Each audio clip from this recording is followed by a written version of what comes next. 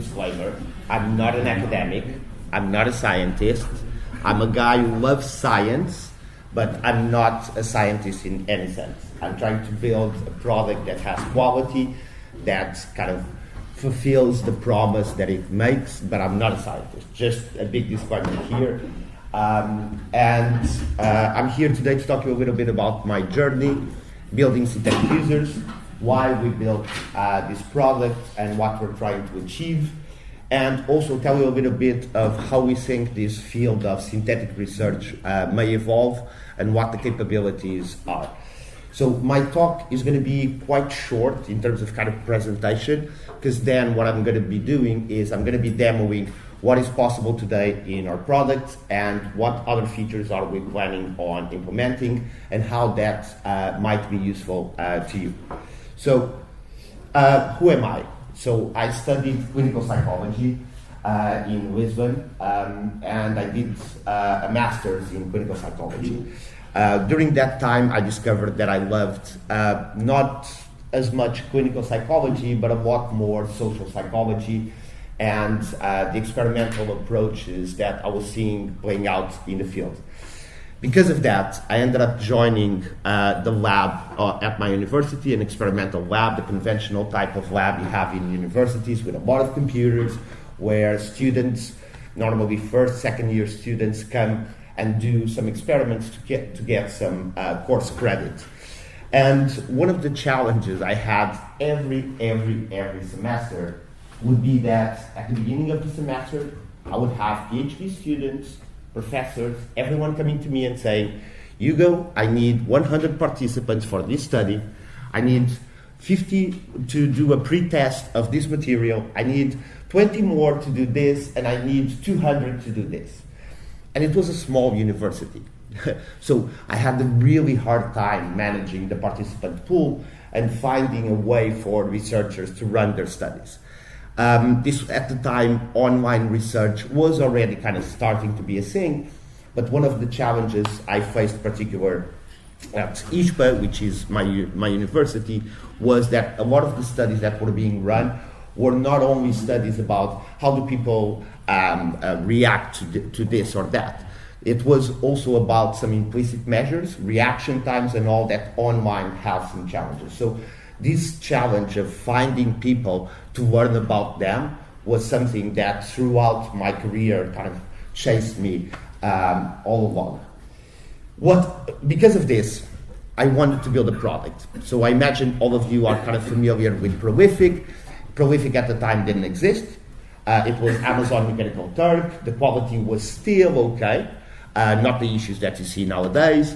And I wanted to build a high-quality online participant pool, particularly focused on leveraging the capabilities of mobile devices. So mobile was starting to be a thing. Everyone was starting to get a smartphone and a tablet. And I saw that as a huge potential to get people to help and contribute to science while making also a little bit of money.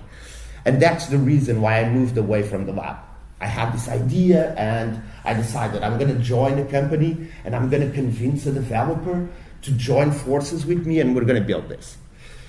I'm here today because it didn't happen. So what happened was I became a product manager. I worked in maybe 6 different companies until today in the last 10 years. Small companies, some slightly bigger, B2B, B2C, and again, the same challenge came up, which was we need to find, when you're building a product in any company, you need to understand who are you building for, what do they need, what do they struggle with, and you need to understand really well those people. And again, finding them is not easy. I worked in an insurance company in the UK that was aimed at kind of millennials. We wanted to do device insurance, and recruiting people to understand if they were willing to pay, what their challenges were, was always hard and expensive. When I worked in B2B companies, even harder, because salespeople don't want you talking to their customers because you might ruin the deals that they're making. So this challenge of finding people and understanding what they need, what they want, also is present in the industry. And that's why we ended up building synthetic users. There's one thing in products that everyone says, which is you shouldn't have a solution and then find a problem to apply it to. It should be the other way around. You should find a problem and then you discuss how you can solve it. But that's not what we did at Synthetic Users. We saw at the time GPT-3, the first kind of high quality model from OpenAI. I had been following since GPT-2, so it was already quite impressive, but it had a lot of issues. But then we saw GPT-3 and like, this is a new thing, a new capability that has been unlocked. It's the first time we can talk to computers and they somewhat understand what we mean. And we figured out there must be a way for us to use this to help product teams be more effective. By product teams is essentially any team that builds a product for a particular audience to build essentially a business around it. And we did a lot of experiments. I'm not sure if you're familiar with Miro. It's an online whiteboard canvas that you can put post-its and collaborate with people there. We built a couple of prototypes on Miro, but then we figured out that none of them were kind of really solving an issue. And I told to my co-founder, hey, we need to do some user research. And we looked at each other like, oh, it's going to take so long, it's going to be really expensive, but we need to do it. And I turned to him and I said, hey, Kwame, wait, let me try something. And I went to GPT-3 at the time, only on the playground of OpenAI. ChatGPT was not a thing at the time. And I asked, hey, what are some common problems that product teams have, particularly product designers and user researchers? And he replied, oh, some of the problems are finding participants, recruiting participants. And I'm like, wait, these models are starting to get to a level of quality and a level of world understanding and world mapping that maybe we can use them to simulate people. So I told him, can you pretend you're a product designer and describe what your day-to-day looks like? And he described what a common day-to-day of a product designer is, and I've worked with enough product designers to know that what he described was quite accurate. Not extensively accurate, there were some challenges there, but it was quite accurate. So that's why we decided to build Synthetic Users. So what are synthetic users? Synthetic users is a product that aims to simulate people who belong to particular demographics or subpopulations. And we launched with the focus of qualitative research. Qualitative research is what you do in product through user interviews. So you decide you want to build a product for parents, and you go talk to parents trying to understand what challenges they have, how they've been trying to solve it until now, what are the other related challenges they might have, all of that. And we built synthetic users exactly to simulate that experience. One important caveat that I need to do today, which is, this is not a product that was built for academic research. I need to be extremely clear about this. We are not building a product for academic research. We've been following the literature around this space quite closely, trying to understand how academics are trying to do the same thing as we are in an academic setting, what techniques do they use, what challenges do they face, and we try to apply those to our product, but we're not building it for academic research. We're building it for companies which are okay with having some level of accuracy that trades off with the time and money they would spend to get a higher one. So most companies that work with us are okay with having a 70% overlap between the data that they get from us and the data that they would get from real people. And most times in academia, you have a higher standard than this. This is not okay for an academic setting. There are a lot of people working on this problem in the academia. I can share a lot of papers that I have on my Google Scholar bookmarked around the topic, around surveys, around qualitative data, but just this big caveat. We're happy to support any researchers that want to use our product. Our product is free for researchers. We don't charge researchers. Just send me an email. I'll give you a code for you to use it for free. But this caveat is quite important. So I already mentioned that these challenges of finding people what we want to understand are common between academia and business. And in business, this is particularly important because if you don't do this, if you don't know who you're building for and what you should be building for that group of people, you're going to waste a lot of money. You're going to waste a lot of money because product development is extremely expensive. In software, developers are really, really expensive. They should be because they do an amazing job. And recruiting people is expensive. Launching a product, marketing, all of that is expensive, which means that a lot of money goes to waste every year because products are launched that don't serve a user need. And that's what we're trying to accomplish. So how is this possible? How is it even possible that you can simulate humans using large language models? It's kind of weird because they were not trained to simulate any particular person. They were trained to predict the next word. It's as simple as that. That's the only goal of the pre-training of a model, is to, given a piece of text, what is the word that's going to come up next? What's the probability? What's the most probable word? And this is kind of weird. How can, from such a simple thing, you then predict how people might react? So I'm going to show you a video. This person is Ilya Shuskaver. He was, until 1 month ago, one of the lead researchers at OpenAI. I hope you know what OpenAI is. Otherwise, this workshop would be kind of weird. OpenAI is the biggest company right now in the AI space. And he was the leading researcher until recently. And this is how he explains how these large language models work and how they can do what I'm claiming they can do. So the way to think about it is that when we train a large neural network to accurately predict the next word in lots of different texts from the internet, what we are doing is that we are learning a world model. It looks like we are learning this. It may look on the surface that we are just learning statistical correlations in text.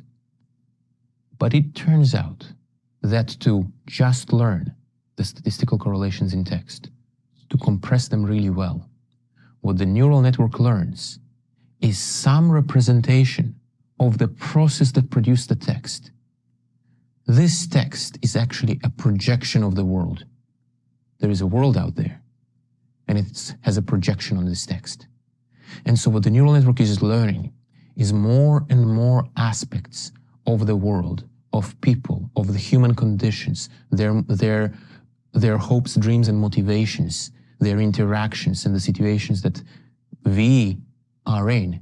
And the neural network learns a compressed, abstract, usable representation of that. This is what's being learned from accurately predicting the next word. So, for this to be possible, we need to go back and think, what is the corpus that was used to train these models? So essentially, in broad terms, this is not literally correct, but in broad terms. I think you got to turn the mic back on. Okay. Thank you. In broad terms, what was used to train this model was a lot of books and essentially all the text they could find online. In the most recent models, not only all the text that was could be found online, but also transcripts from YouTube, for example. There's kind of a thing between YouTube and OpenAI because they know OpenAI used transcripts of YouTube, but they couldn't. So there's this weird dynamic between these two juggernauts. And what the internet has is a lot of blog posts, a lot of websites about marketing and stuff like that. But it also has, for example, forums, parenting forums, car lovers forums for anything you can think about. Reddit is a tremendous source of information when you're doing product development, because there's subreddits for almost everything where people discuss the topics that they like, that they care about in a really extremely honest way. I can tell you one thing. When I had my son, I have a 9-year-old son, and when I had my son, I found myself on parenting forums asking stuff that I was ashamed of asking my friends and family, because you think you're supposed to know that. You don't want to ask.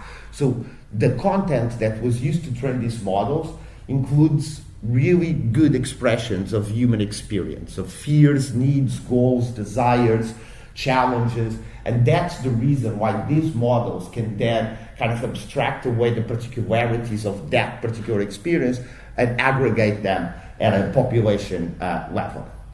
So that's the thing that these models are really great about. It's about abstracting.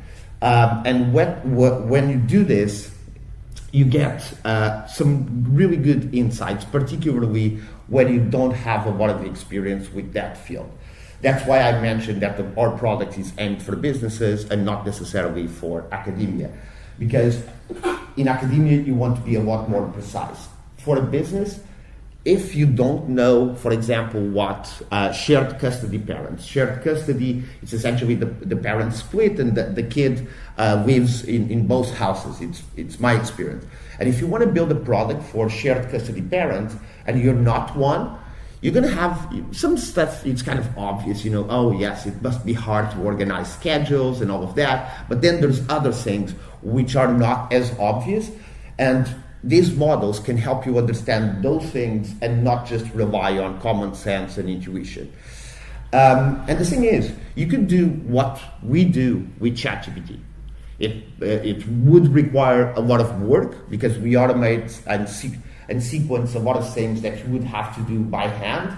But we also do some important stuff that might not be as obvious. When I do the demo, you're going to see it a little bit more. But one of the things that ChatGPT kind of does is that it defaults to the average and to the commonalities. It doesn't explore the nuances of a particular group, and we do we really aim to help you do that. But there's nothing like showing you, so that's what I'm about to do. I'm going to show you how our product works today, and then I'm going to tell you a little bit of where we are going.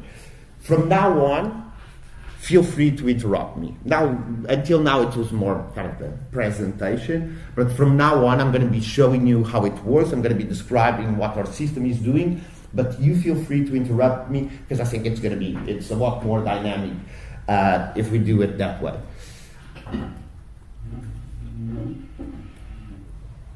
So,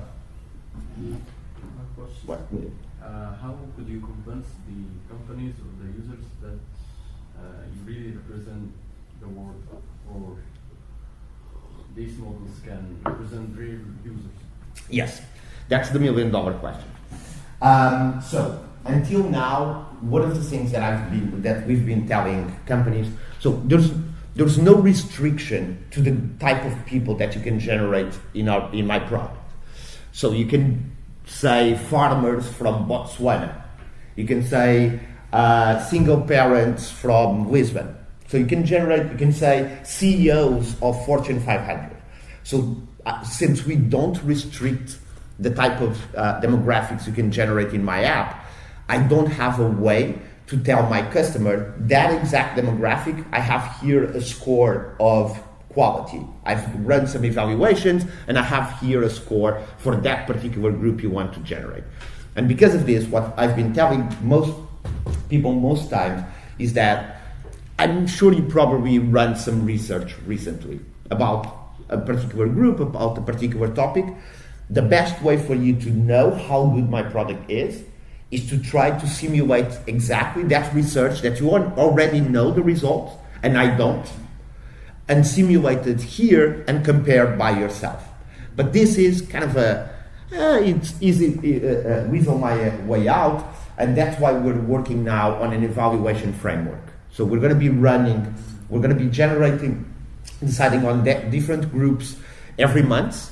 We're going to be running real interviews with people, and then we're going to be running interviews with synthetic users with the same demographics, and we're going to use a series of techniques, some of them more computational, some of them a little bit less, more conventional topic extraction and content analysis, and then we're going to be sharing those results on a monthly basis so people have a good calibration. It's good for us, because we will understand where are we falling short, what we need to do to improve. I can tell you one thing.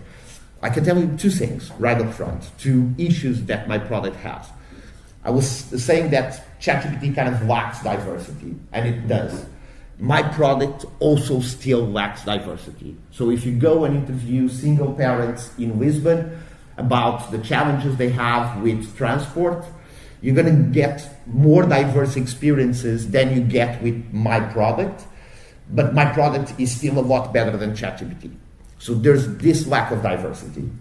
Then certain topics tend to be overrepresented in my interviews. It has to do with the way online discourse plays out, and I will tell you two topics that come up with almost any interview, even if it's kind of unrelated. So, sustainability. Almost all synthetic users love the planet, because the discourse online is so much around the environment and sustainability and climate change, and because of the way the techniques that are used, reinforcement learning through human feedback, some of the techniques that are used on fine-tuning these models, they tend to always ask, so that dog food, I think it could be good for my dog, but I'm really worried about the impact that it has on the planet. And you're right. Most people who buy dog food don't care about dog food's impact on the planet. So this is kind of a bias. The other one is privacy. Anything that is kind of an app, synthetic users will say, I'm worried about my privacy. And you're like, it's a thing that you use to take pictures of the moon. Do you really care that much about privacy in that sense? So there's kind of, because of the way the models are trained, they tend to care, overestimate how important this is. So this is some of the issues that we have. Going back to the product. So this is the interface. It's going to change soon, but for now, this is the interface that we have. When we first launched, we launched with just two types of interviews. So this two here, problem exploration interview and solution feedback interview. For the solution, what is a solution feedback interview? It's essentially concept testing. Imagine you have a group of users, shared custody parents. They have some problems, for example, coordinating schedules, and you have a solution. An app that synchronizes both their calendars and helps them manage when their kid is with them in an easier way. So you select, you add here shared custody parents.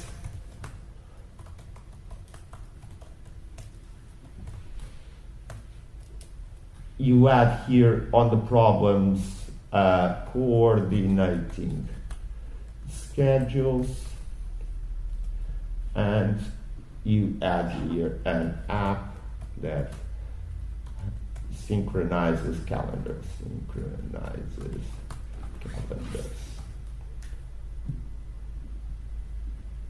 And then you select all of them. You select how many interviews you want to run. I'm going to go with just 2 for now, and you click generate.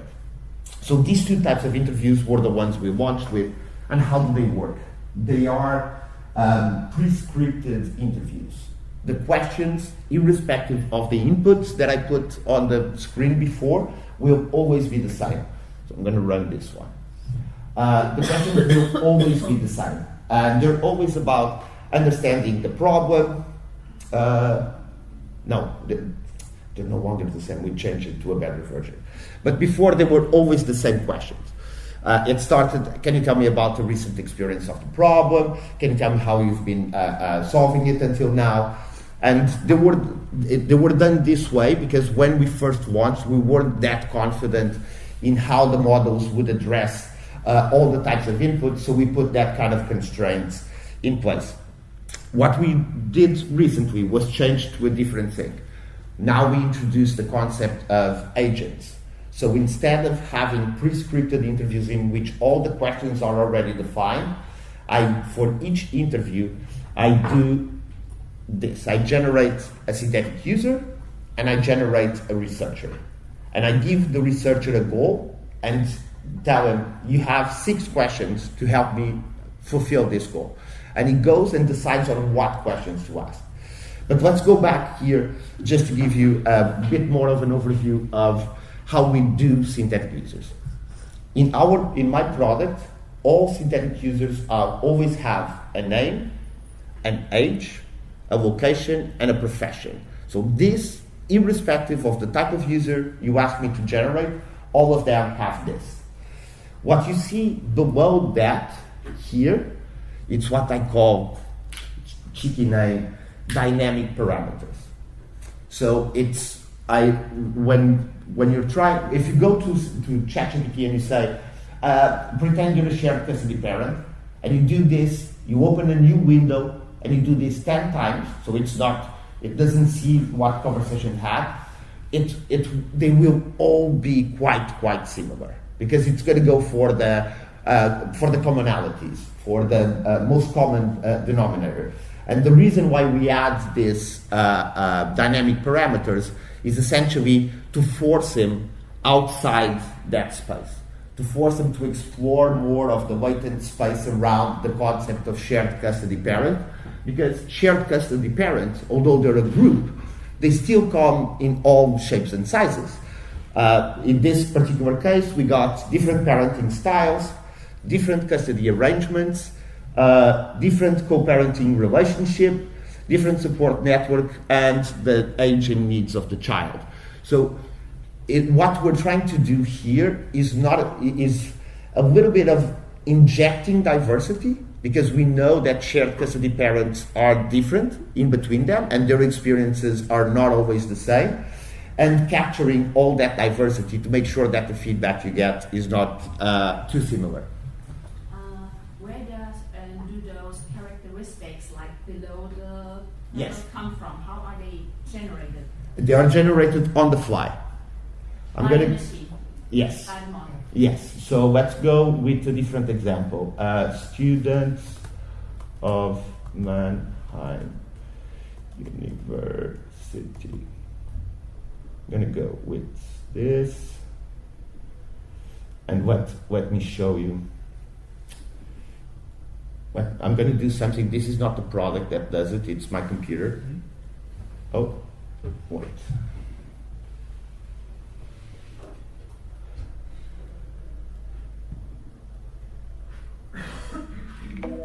I want to understand what are the most common challenges they have and how they've been solving them until now. This is just whisper on my computer. It's just easier than typing.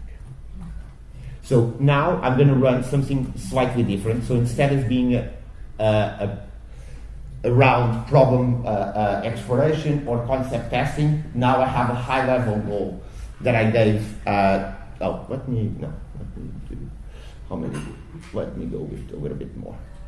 So right now what's happening is that I'm going to the model and asking, hey, I want to study this group, university students of Mannheim University, but I want to make sure that I capture the diversity that exists within this group. So tell me 5 parameters that might be relevant to segment the group. And what you're going to be seeing is going to be probably what they're studying, exactly what they're studying, socioeconomic background, extracurricular involvement, study habits, and technology usage. So for each group, I generate a set of parameters that then I use to kind of inject diversity between them. So you can see here, I generated 7, and now I'm going to be running the interviews. This is a very international sample from Mannheim. It is. That's, again, it's one of the things that these models, because I specifically instruct the model for diversity. Not necessarily in terms of background, but I tell the model, I want diversity. And when I do this, for example, if you ask shared custody parents in general, and you ask for 10, the model will give you 1 from Chile, 1 from Japan, 1 from South Africa, one from Berlin, because I want for it to be diverse as much as possible. So if you want something specific, you have to specify it. You would have to say, for example, German students from Mannheim University.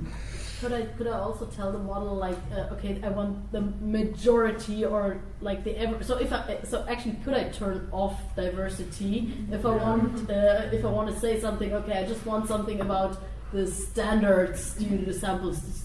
You can. If you describe the audience as so, if you say I want the most probable students, and most probably is not the best word, but so I ask. This is a hard thing for us to do. In some cases, so for example, if you want to study people who work in mines, I'm not sure if you know, but people who work in mines are like 95% male. So this should be reflected, right? If you ask for mine workers, it shouldn't be a 50-50 split. At the same time, the model tends to go that way because it tries so hard to go for equality that even when the representation is not correct, it wants to go for a 50-50 split in terms of gender, for example. So I have to balance these two needs. One is, can you please try to reproduce the distribution that's out there in the world, while at the same time I want it to be a little bit more diverse than just for the average. But can you calibrate that? You can calibrate that when you run a study like that, or? I don't give that control to my customers, but I do that work on the back. So my instructions specifically say that he should try somewhat to reproduce what he believes is the distribution of a particular set of characteristics out there in the world. But it's not something that we do dynamically yet. Okay. So wait, but as a user, I could not just write the prompt in a way that made sure, as you said, like the most probable, or I could not. No. So that because this is a product for businesses, what I'm exactly doing is I'm taking away that work from businesses. So instead of you having to learn how to, I hate this expression, prompt engineering. Because it's not prompt engineering, it's communication. You're talking to a model, you're not engineering anything. I don't like the expression because of that. But it's essentially how to write a good prompt. That's what I'm telling my customers. You don't need to know how to do that because we're doing that work for you. Not only that, we're sequencing a lot of different things, but we're doing that for you. So I don't give that level of control. We strive to have the best interviews possible, but not putting the burden of configuration on my customers. So this is what you see here on the left is the same parameters that you saw before, but you see there's 5 more. That radial graph at the top. Those who have a psychology or maybe more social science background, you'll recognize that. That is the Big 5 or ocean model. It's the most validated personality construct. So these 5 constructs, openness to experience, conscientiousness, extroversion, agreeable, and neuroticism, are typically the ones that have been better studied and more validated. And why do I add this here? It's quite obvious. Personality is an important factor of how we relate to the world, how we perceive the world, how we interact with the world. And by giving personality to each of my synthetic users, again, I'm trying to capture the diversity that exists out there in the world. Let me just check time, okay? So, since I don't have as much time as I thought, I'm going to go just through this interview. As you can see, we have 8, if I'm not mistaken, 8 questions. And I'm going to run, just for the sake of time, I'm going to run a summary. So what this summary is doing is taking all the interviews. I first ask for a structure. This is a 2-step process. Instead of just saying, give me a summary, no, I give the model all the interviews that I say. my goal is to understand, in this case, understand the most common challenges they have and how they've been facing. These are the interviews. Give me what the topics of a report should be. And in return, always starts with the executive summary, then common challenges, then strategies for balancing academics and extracurricular activity, the role of peer support and collaboration, impact of socio-economic background, and effective time management strategies. And then, for each one of these topics, I go to the model again and say, hey, here are some interviews. What can we learn about this particular topic? For example, about common challenges from these interviews. And now is giving me all of this. So common challenges, balancing academic and extracurricular, cultural adjustments because of that diverse background, strategies for balancing, the role of peer support, and all of this. One last thing. And excuse me, and of course those categories or problem fields are also made on the fly, right? Yes. Everything, because I don't know what people are going to come to my app to do, I need to do everything dynamically. I don't have, the only thing I have hard-coded is the prompts themselves, which are quite flexible. Yeah, quick question. Do you use a multilingual model? Does it take input in other languages as well? Let me go back here. I'm not sure if you know, but most models, this is not true for all. So Cohere, for example, they really want to build multilingual models, but most models are multilingual as a side effect of the training process. They are quite good with different languages. Let me just do this. They are quite good with different languages, even if they were not specifically trained to be multilingual. So we use GPT-4o, the most recent one, and we now have interviews in German. That's the translation of the No, result? no. It comes directly in German, yeah. Okay, that was I'm not sure how good or how bad the German is. The German translation of the first answer is completely different from what the English answer was. No, this is not the same interview. Oh. This is a completely new interview generated natively in German. But parameters on the left side are the same. Not all. So this one is international versus local, not. And now she's Lena Fischer and not Lena Müller anymore. Yes, because this is. It's a completely It's a different completely. Lena. But this is the explanation why the answer is different, right? Yes. And well, this is only text. I'm not that much interested in text. I'm a quantitative person. Is it also possible to do Surveys are coming. categories? So. Let me show you. Let me show you where Can I question that thing also from ChatGPT? So, to touch what you were saying, I wanted to show you what I'm building, but for some reason this is not loading. Okay. So, we are building a survey product. Until now, we focused on qualitative interviews because they're harder to do in terms of time and money than surveys. Surveys are easier. If you want to run a survey, you go to Prolific.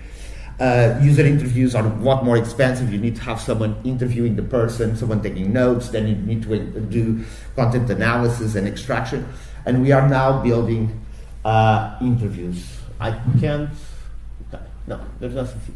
So here what you see, this is just code. This is my kind of prototypes. But here what we see is we're generating 18 to 24 males in Northwest, Midwest, US, white, make less than 80K. And we're running surveys to test products. I hope it's not visible. To test products for a big consumer brand. I'm pretty sure all of you know the brand, but I can't talk about it. And they have a series of concepts, products, pizzas and water that they want to test. They've run this test with real people, and now they want to do it with us to see how good we are. So you're going to be able to ask multi-choice questions, the conventional survey that you normally run. You're going to be able to run it with synthetic users, and it's going to be a lot easier to calibrate how good they are, because it's a lot easier to do a comparison with quantitative data than qualitative interviews. Another question. And can I have a follow up on this? Sorry. And if you do this, will you generate like social demographic information yourself, or will you take it from the world of LLM? Right now, what I did, this is an experiment we're doing. So what I did is I went to ChatGPT and I said, hey, distribution of US population, I want to take the strata to be gender, income, location, age. Can you give me kind of a high-level description of how this would look like? And I have 50. But what we're going to be doing is we're going to be using data from panel companies that they have their own stratification, and we're going to be using that. We're also going to be using data from the European Social Survey, from the World Values Survey. So we're going to be using, and there's an equivalent to the European Social Survey in the US. So we're going to be using demographic real data to create the subpopulation. And one of the things we're also trying to do is reproduce the data from European Social Survey, from World Values Survey, to see how good our models are. Truth is that there's already papers out there trying to do this. A lot of academics have been trying to kind of, hey, let's see. People are saying that these models can represent people with particular demographics, and they've been running some experiments.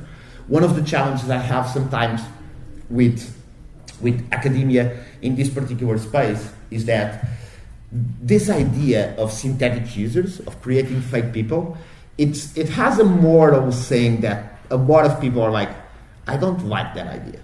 I don't think that should be done. I don't see the value in that. And I've seen some research in which the paper almost seems set up to fail, because they use a weaker model. Their prompts are one-line prompts, and you see that there's not a huge engagement. And one of the reasons why we launched recently kind of a grant for, because a lot of those papers then say, and because of money reasons, financial reasons, we only use this model because it's cheaper. And now we synthetic users, if you've run one of those studies and you want to run with GPT-4, you want to run with the best model, we'll pay for those runs. So we want people to test. My song says skepticism, so I want people to be skeptic of my claims. I really do. But please put in some effort, and we're willing to pay for that, if that's okay. So if you want to run some experiments, let us know. I'm wondering a bit about how you validate this, because I mean it's also quite complicated in the sense that you have to have a connection between the persona and the output, as well as which type of people that you're getting and whether that matches the real life demographics. So it feels like there are several validation steps. So could you talk about them? True. So one of the things we've been doing is, I mentioned that we're going to be running monthly interviews. What we're doing is a little bit of not how the product works, but it's our way to make them match as much as possible. So when we do those interviews, we've already run some. When we do those interviews, we get the demographics of the person we're interviewing, and then instead of using the system that I showed you to generate the traits and all of that, I put the demographics of the specific person that we interviewed. So I don't generate a user like I do conventionally. I just ask the model, and I already give him the characteristics of the person that we interviewed to make sure that they match as much as possible, because otherwise the model would go slightly on the left or slightly on the right when generating the person. So this is the way that we're trying to guarantee that match. And then of course, we need to see does this have any effect on the topics. And that's what we're working with a researcher from ISCTE in Lisbon, and he's doing that for us. He's doing, I can show you, let me just, Let me just go here in a moment. Okay. So what he's doing is using a series of techniques to analyze topic content similarity, raw text similarity. As you can see, the raw text similarity is really bad. And this is something that we are aware almost since day one.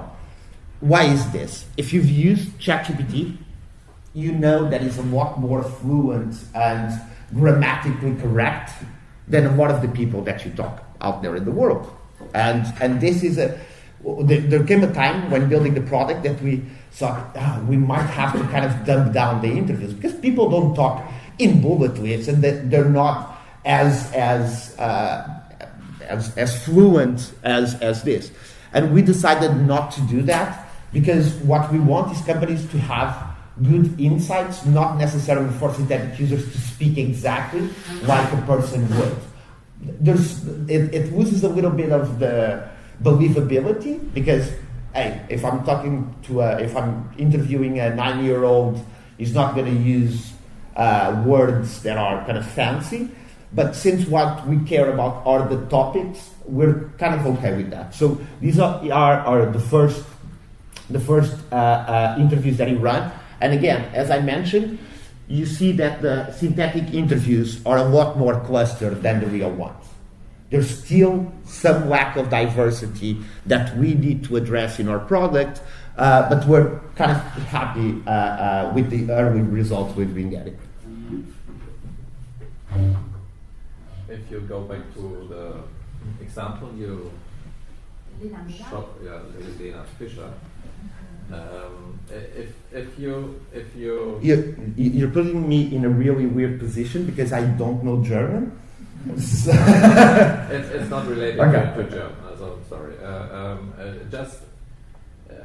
If you change her age and say, okay, it's her age is now 23 and she's in the 4th year of studying business administration, and you ask Lena Fischer again, so penalty size. I maintain the same everything else and just change it. How likely is it that the answer the person will give is different? So, let's go back to one basic thing about these kind of models.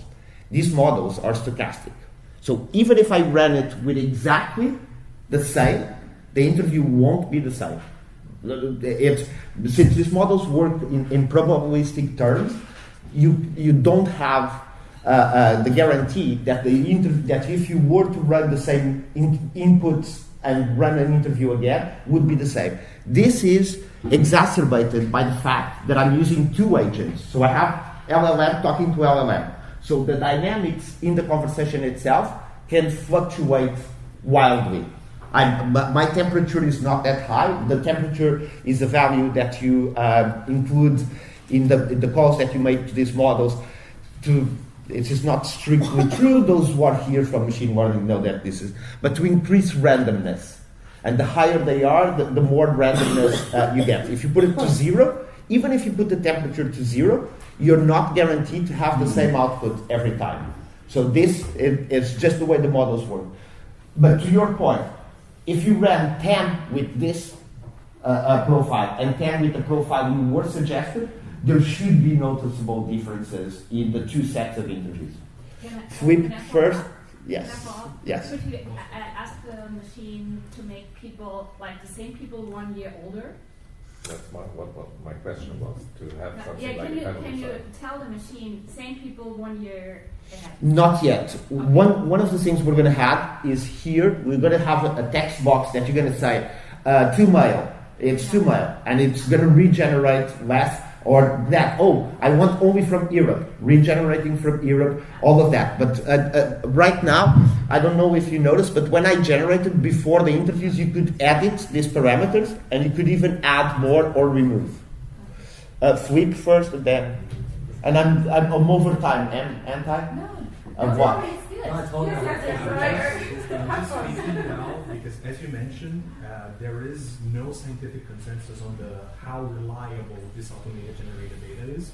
So right now, as thinking as a researcher, I would feel very uncomfortable using this to conduct a study. But would you agree with me then that perhaps a really good utilization for this for research is actually to workshop a study? Where like you want to conduct a study, you're beginning to develop the idea, you can generate a couple of synthetic interviews with a theory that you're reading on the side and you're acquainted with the theory and you know what the variables should be. Even on the business side, that's something that I recommend. The concept, you know this from research, the concept of triangulation, that you should be including different methods, different sources to validate your conclusions, is always a great thing. And you should always also be doing this with this. One thing that companies do with us is that they come with us just to get a lay of the land and figure out a couple of topics, and then they go talk to humans to explore those topics in depth. So I agree. I think my question goes in a similar direction, because my idea wasn't to replace my participants with that, because I'm studying humans, but what would be interesting is to replace the role of the research assistant, as who usually go through my studies and test it, but always have run into the problems that they know way too much about study design already. So I often have that, I design a study and then we're sitting there, okay, is the average participant going to understand what we want of them? Are there issues in the study they're going to run into? So I was kind of wondering, but I'm not really sure whether the model could do this. Is it possible, let's say, to, I don't know, show them some material from a study, like, okay, these are the questions, dear what might be confusing about them? Yeah, do you think there's something, did you understand all the question? Did you think something is confusing? Would that work? Or yes. Does it, yeah? Yes. There's an issue with these models. They know too much. So one of the things about one of the challenges I have in my product is that I ask him to generate people with low levels of education from the interior of Portugal, and then I ask them, hey, can you tell me about what's the interplay between string theory and multi-dimensions? And it's like, oh yes, of course, this is how I think about it. It's like, no, you don't. You're not supposed to have that level of knowledge. And I do a really big effort in my products to kind of make sure that the model grounds on the persona that it's supposed to be, but they sometimes know too much. But if you ask them explicitly, what might be confusing here, how could I rephrase these questions to be clearer, it will do a pretty good job at it. I also have a comment for some. So usually when people are confused in the study, they don't detect that they are confused and they just answer incorrectly. So you might not be able even to get that. They answer a lot of times they answer a different question. But I wasn't asking about that, because sometimes we're doing, before we run a study, some sort of, let's say, cognitive pre-testing or something, where we just show the study to, well, let's say either a research assistant, or, well, you could actually do it with actual participants, but then you're technically wasting their participants. It's like, okay, go through the study and just let us know when you're confused and that kind of thing. And I was kind of wondering whether a synthetic user could do that, because as you said, normally they'll just answer wrong, but if you direct them exactly to that task, they usually do fine, but that's something that that's because they're a bit trained, like in a sense, because they're trained, they can. No, you can also do it with non-trained people, but then you can't use them for the study later on, of course. Yeah, I have a question about omnimodality of these models, like the latest feature. Is it possible to somehow simulate a very simple cognitive task, like picture naming, for example? Because these models are basically only about text. No, these models nowadays are, so GPT-4. In your case, so one of the two things that I get customers asking me a lot is, I want to test a user interface. So I'm building this app and I want to see if people understand where they need to click, for example, to get a receipt. So this is one of them. The other one is consumer packaged goods companies saying, I'm launching this product, but I'm in this. We don't know which package will sell more. And this is something that we're going to be building exactly because of the capabilities, the multimodal capabilities of these models. But until now, I'm not happy with the quality I get on all the tests that I run. So it runs pretty well on 60%, 70% of cases, and then you throw a curveball, and it just says something that doesn't make sense. So I haven't put anything in production because of that. I don't feel the quality of the models is yet there for any of the two use cases I described. And the second one, the which package do you prefer, which is more on the aesthetic side and all, this is a quite challenging one if I want to really adhere to this and not be kind of a generic answer. And maybe the second question is about group interviews. So is it possible to somehow simulate focus group? Not yet. Also a big request of ours. So we're using a framework we use a framework called LangChain to orchestrate all the chain. And now they have already a multi-agent architecture, a hierarchical multi-agent, in which you have the interviewer and then the facilitator, and then all the participants of the focus groups, and it's the facilitator that kind of assigns, and we're going to have that, but right now we don't, because that's really interesting to see dynamics and all of that. So I have a question more technical. So are you only using the OpenAI model as the backbone, or no? So one of the things models also? we use Llama 3, 70 billion through Grok for a couple of things, for the parameters, for these parameters and all, but we're using GPT-4o for almost everything else, but we want to change this. There's a recent paper called that piggybacks on the idea of wisdom of the crowds from human research, and that also shows that if you use an assemble of different models for a particular task, and then you average their answers, the answers are typically better than if you use a single model, because each model has their own kind of biases towards different models. Sorry? Mixture of experts of models. Exactly. Yeah. No, but mixture of experts is within one model. This is really different models. And the reason you use more GPT, is it because more accessible, or so what would you like to have if other people develop other models and make it easier for you? So my issue with GPT is that the OpenAI models, because OpenAI is quite big, the reinforcement learning through human feedback, which is the final stage of fine-tuning a model like this, in which essentially what is done is they ask the model to generate two answers for the same question, and then they have human raters saying this one is less dangerous, this one is more precise. And through this process, it does that thing. So if I wanted to generate a racist person in my product, it won't. It's not a GPT, yeah. It won't, because of this stage, this later training of the models. Because these models are trained not to be racist, which is a good thing. For my product, if you want to study racism, it doesn't work. But can you use a jailbreak or prompts? So there are open source models in which these kind of guardrails have been removed. Hermes is one of them. So there are models which are more flexible in this kind of task, and it's something that we are considering, because I don't expect people to come to my product because they want to sell products to racists. But for example, for academic research,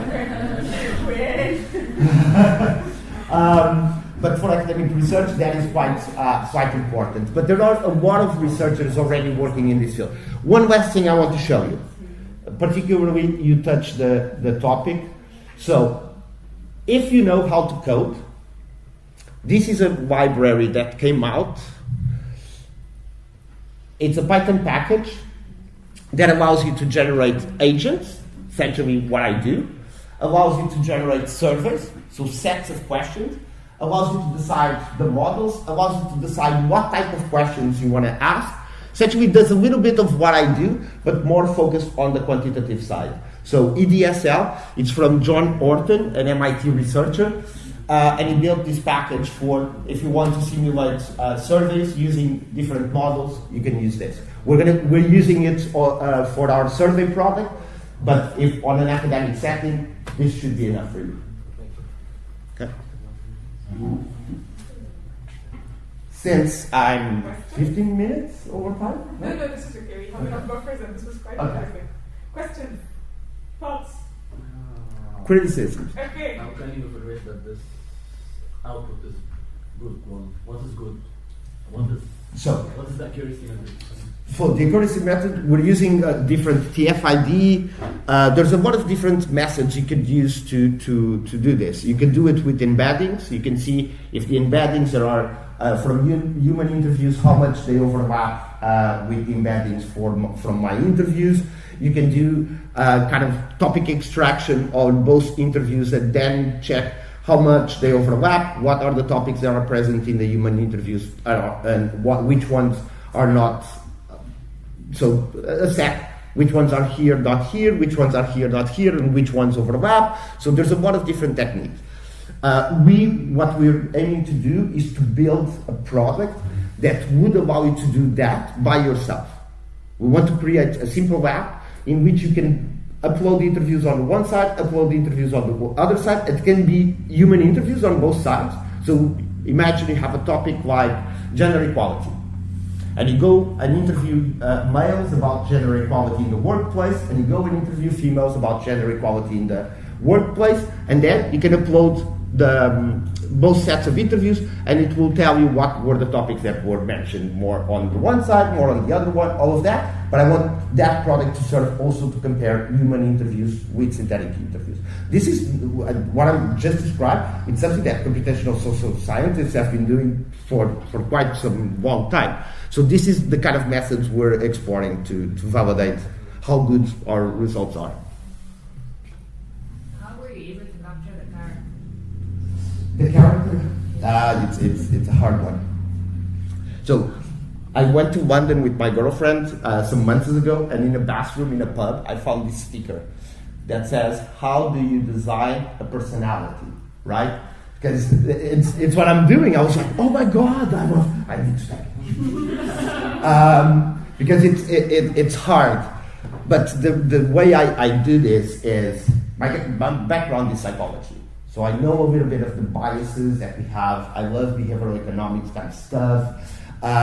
And my prompt is kind of designed to inject those biases in the way that my synthetic users think about the world and think about the issues they have. I don't talk about loss aversion. I don't tell, hey, please be loss averse. No, it would. If you are too explicit in the instructions, the model then overplays it, and it would be mentioning loss aversion in almost every opportunity. But what I do is I use what I know from research to kind of guide the model towards having kind of a human behavior. Yeah, just one final comment. You mentioned that you're using GPT-4o as the baseline model. So you would agree with me that overall we can expect a little bit of a bias and overrepresentation of like American and English personalities in the text. Perhaps a little bit of American culture should bleed into the text, even if you try to use another culture as a prompt, because it's kind of like an artifact of the training data for GPT-4o. It is. It has somewhat of that bias, but there's a paper like 3 weeks ago in which they went in trying to kind of find that, and that's not the case. They end up that they call it machine bias because it's not biased towards any particular country. They were correlating it with the World Value Survey, and it didn't overplay US when asking to be a Bulgarian, when asking to be a Turkish person. It didn't. Alves machine bias LLMs. I'll find the paper, but it's less that it's almost as if the model got their own biases. It's like if it's a country. The model, in some sense, has its own biases. But this, first of all, this varies by model. Even models from the same provider, even models from OpenAI, they vary because the reinforcement learning through human feedback, all the processes during even pre-training changes. So then data is not the same. Common crawl has been filtered. So there's a lot of stuff, and that's the most interesting part of this. Is like what I would love to be back working with academics on this, because this is interesting. Can we figure out how to kind of mess the model to be more in one way or the other? Anthropic did an amazing paper last week, and OpenAI yesterday published a similar one, which is they are now able to, through sparse autoencoders, guide the model towards particular directions. Anthropic put out a version of Claude, which is their model, that in which they turned to 11 the Golden Gate Bridge. So you would ask the model, oh, can you tell me about string theory? Yes, string theory is about this. It's almost like my beams on the Golden Gate. It always wanted to reference, and it felt like the model was the Golden Gate Bridge. So now we're working on this steerability of the model's area is one of the most interesting areas of research that I know. Yeah, I have a question. Are you planning to add some other typologies? I mean, MBTI, for example, or something from psychoanalysis? I'm talking about psychological defenses. I mean, so psychoanalysis is not an empirical theory. It's not. It doesn't have scientific support. Yeah. So yeah. Okay. Yeah. Understand. The reason why I use the Big Five, the Ocean model, and not Myers-Briggs, is because whatever I do in my product, I want it to be as validated scientifically as possible. I'm not in academia, but still I value a lot truth. So I'm not using Jungian types, I'm not using Freud's defense theories. Yeah, but people actually, I mean, the idea is that people are in therapy. Yes. So they are affected by these models, even if these models are not. No. Okay, that's different. Okay. If people know that I am like ENTP or whatever, I will try to behave like I mean. Theoretically, it's the other way around. Yeah. You are ENTP because you already behave like that. It's not the causality. True. No, the fact that way theories that people have about their own behavior and about the world should affect this. So if you ask, if you generate people that are into psychoanalysis, the answers that you get on a survey should be informed by Freud's theories of repression and defense mechanisms, all of that, for sure. But I'm not making it an integral part of the product as a primitive in my product because I don't feel it's validated. So this relates to what you were just talking about, steering the models. So from what I understood, like you said, that there are certain groups that are a bit harder to simulate, like low education users, and maybe there are some tweaks that you can do to get better validity there. So, like, do you also compare these steering techniques, for example, just via prompting, or via fine-tuning, or RLHF? Like, do you see which is more effective? So, in our case, until now, we haven't invested in fine-tuning. Fine-tuning has a short shelf life. So you fine-tune a model and you get great results.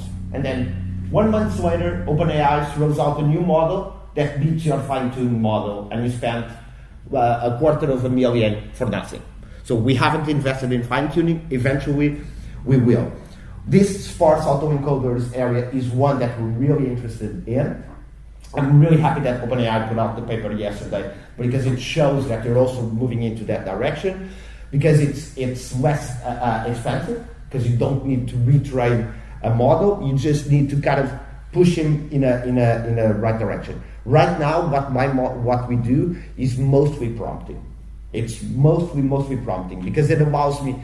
With prompts, I can just go to the database of my prompts and change a prompt and run it 10 times with the old one, 10 times with the new one, and then I do, most times, it's a quality check in which I just read both sets of interviews and I get a feel. Because it's academia, it's not academia, it's a product. As long as I run quite a diverse set of interviews and I feel it's an operative word here that this one is better, that's what I'm going to be putting in production. And that's also why I need to start running evals on a regular basis. It's for me to get out of my own biases, which I also have, and to make sure that I know where the model is falling short, that I know what topics are overrepresented, what topics are underrepresented, and I can then work with prompting, with maybe fine-tuning someday, to kind of remove that deficiencies from the product. Maybe a quick comment about the personality models before. What I also found interesting in the profiles is that there was a characteristic called Werner type, which is a Yes. Which is also not in the model, but nothing that has been determined. No, exactly. But those are the dynamic parameters that I don't have as much control on, and I saw it there. It was like visual word, and I'm like, that doesn't exist.